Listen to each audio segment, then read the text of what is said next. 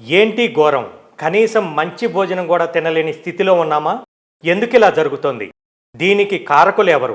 అధికారులు ఎన్ని చర్యలు తీసుకుంటున్నా హోటల్ యాజమాన్యంలో మార్పులు ఎందుకు రావటం లేదనే పరిపరి విధాల ప్రశ్నలు ప్రజల్లో తలెత్తుతున్నాయి.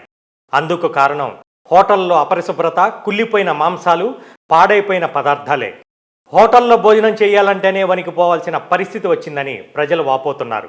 ఎంతో ప్రసిద్ధిగాంచిన హోటళ్లు, పేరు మోసిన రెస్టారెంట్లు సైతం తమ ప్రాణాలతో చెలగాటం ఆడుతున్నాయని ఆందోళన చెందుతున్నారు. కాకినాడ సుబ్బయ్య గారి హోటల్ 2 తెలుగు రాష్ట్రాల్లో ఎంత ఫేమస్సో అందరికీ తెలిసిందే. అలాంటి హోటల్ కూడా అపరిశుభ్రంగా, ఎలాంటి క్లీనింగ్ లేకుండా అధికారుల తనిఖీల్లో బయటపడింది. నిన్న హైదరాబాద్లోని కొండాపూర్లో ఉన్న సుబ్బయ్య గారి హోటల్లో టాస్క్ ఫోర్స్ అధికారులు తనిఖీలు చేపట్టగా అపరిశుభ్రంగా ఉన్న వంటగదులు, పాడైపోయిన కూరగాయలు, డేట్ అయిపోయిన పిండి పదార్థాలను గుర్తించారు. ఇది మరవక ముందే మరికొన్ని ప్రాంతాల్లో ఉన్న హోటల్, రెస్టారెంట్ల బండారాన్ని అధికారులు బట్టబయలు చేశారు. తాజాగా ఫుడ్ సేఫ్టీ అధికారులు హోటల్ తులిప్స్ గ్రాండ్లో తనిఖీలు చేపట్టారు.